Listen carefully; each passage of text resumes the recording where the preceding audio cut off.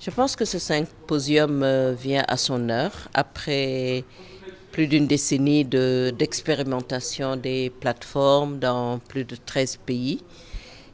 Beaucoup d'expérience, de travail auprès des communautés généralement les plus pauvres et les plus isolées. Travail consistant à la fois amener une source d'énergie, également soutenir l'entrepreneuriat féminin.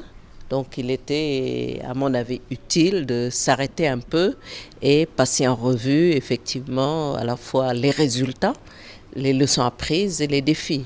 Et donc c'est l'intérêt que nous voyons dans ce symposium.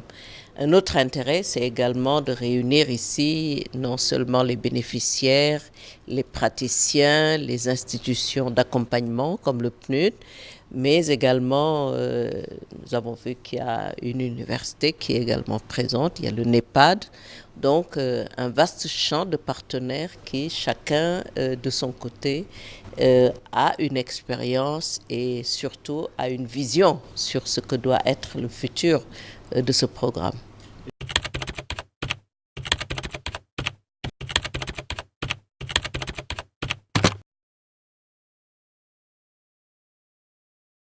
Euh, je, je vais parler du cas du Togo.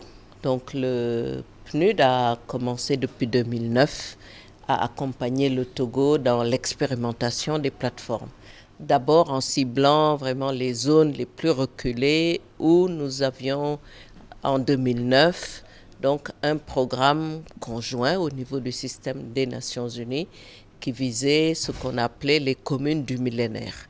Donc on est parti de cette expérience pilote qui était une première.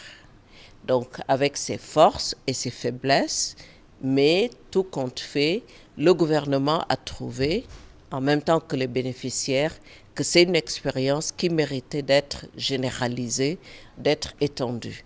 Et donc, partant de cette expérience pilote, le PNUD a encore une fois accompagné le Togo à formuler le programme national qui aujourd'hui est le document de référence pour le développement des plateformes au Togo.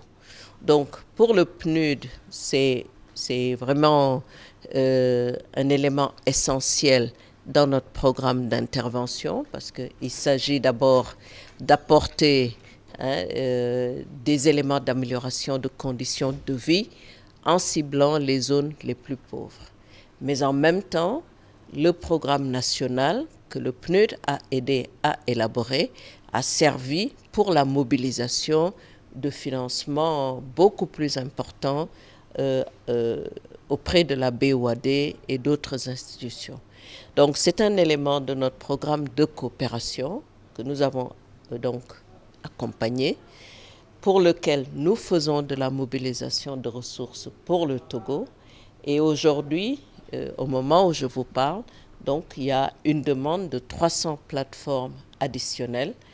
Le PUDC, le programme d'urgence de développement communautaire, est sollicité pour aller maintenant vers les plateformes solaires. Donc nous sommes ici aussi pour apprendre des expériences des autres pays sur cette évolution-là, des plateformes alimentées par une source d'énergie conventionnelle, donc vers des plateformes utilisant plutôt les sources d'énergie renouvelables.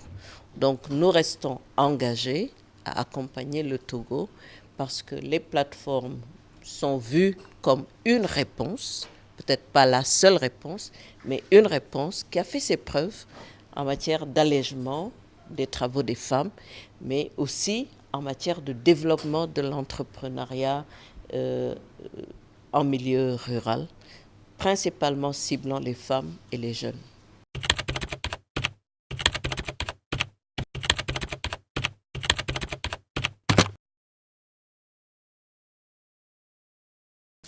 Je pense que la place de l'énergie a été mise en exergue particulièrement dans le cas des ODD.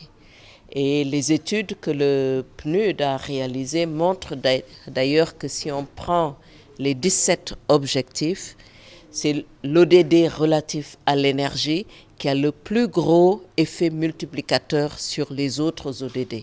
C'est-à-dire une action dans le domaine de l'énergie génère beaucoup plus de résultats et de bénéfices sur les autres ODD. Donc, cela veut dire que l'énergie devient centrale, même pour l'atteinte des autres ODD.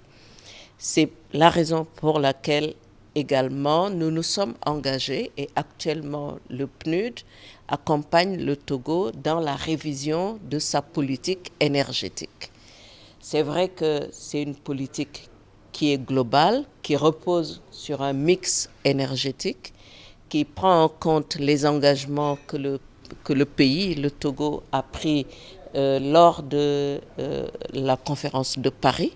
Donc, nous accompagnons le Togo à aller vers la concrétisation de ces engagements, mais également l'intégration de toutes ces opportunités nouvelles, donc dans le cadre d'une politique révisée.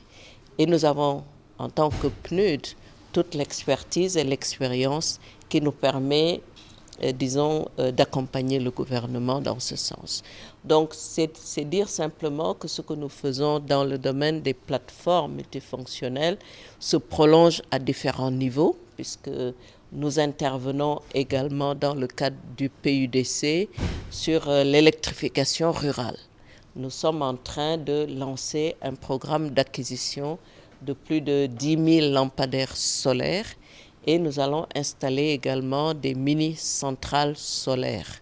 Donc tout ceci nous amène donc à nous ouvrir plus que par le passé au champ des possibilités, au champ des expériences des autres pays pour voir un peu comment est-ce que le Togo peut utiliser des raccourcis, éviter les erreurs des autres et arriver très rapidement à rattraper son retard en utilisant justement toutes ces nouvelles opportunités qu'offrent les énergies renouvelables.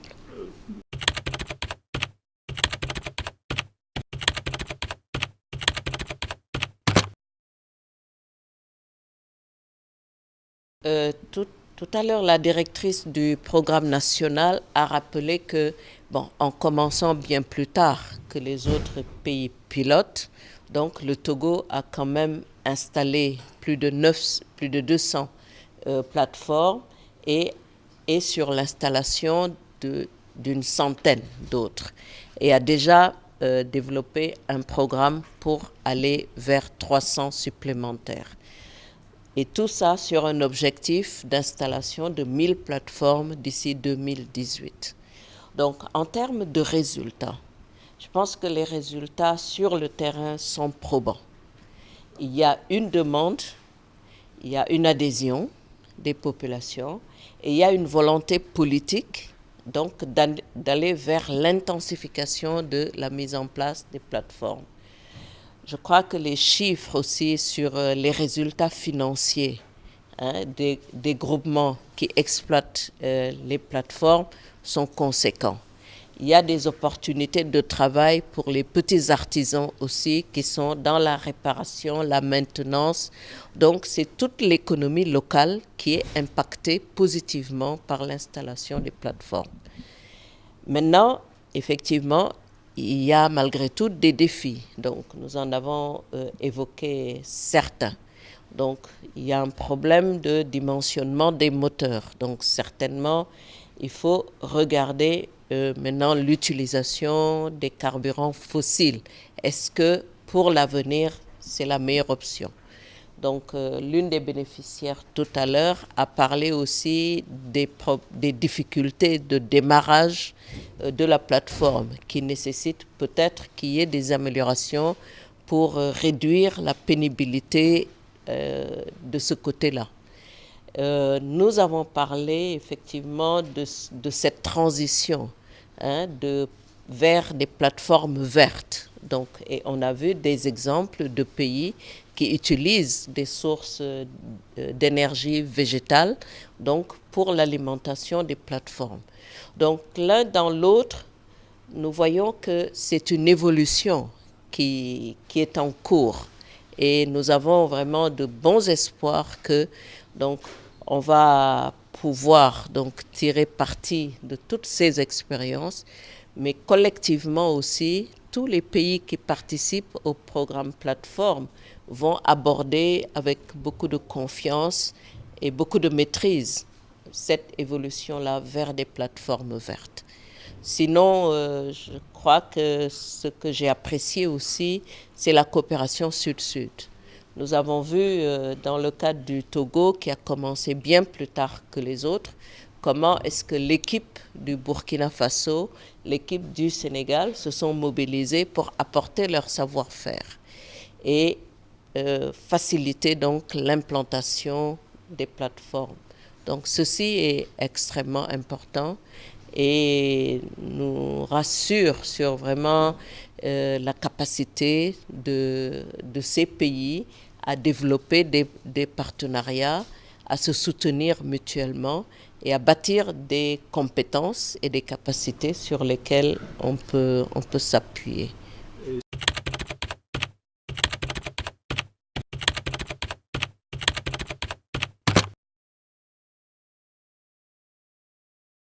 Le partenariat entre le PNUD et le Togo se porte très, très bien. Et le programme d'urgence de développement communautaire que nous démarrons cette année aussi est venu apporter un plus à ce partenariat. Et justement, dans ce cadre-là, nous avons un volet important qui est consacré aux questions d'énergie, d'accès à l'énergie, l'électrification rurale et aussi l'introduction des nouvelles technologies et les plateformes, les lampes solaires, les mini-centrales, les forages, les pompes solaires. Donc tout ça, ce sont des domaines dans lesquels peut-être nous avions des expériences pilotes, parce que nous avons commencé une expérience également d'éco-village qui aujourd'hui montre qu'on peut réellement créer des solutions adaptées au milieu. Un programme tel que le PUDC va nous permettre réellement de passer à l'échelle, de démultiplier sur l'ensemble du territoire ce genre d'initiative. Dès à présent, nous sommes positionnés pour apporter l'électrification rurale dans tous les cantons qui ne sont pas touchés par le programme national d'électrification des cantons. Donc, à très court terme, l'ensemble des cantons du Togo vont être électrifiés grâce à l'électrification rurale. Et ceci est le fruit du partenariat entre le PNUD et le gouvernement du Togo.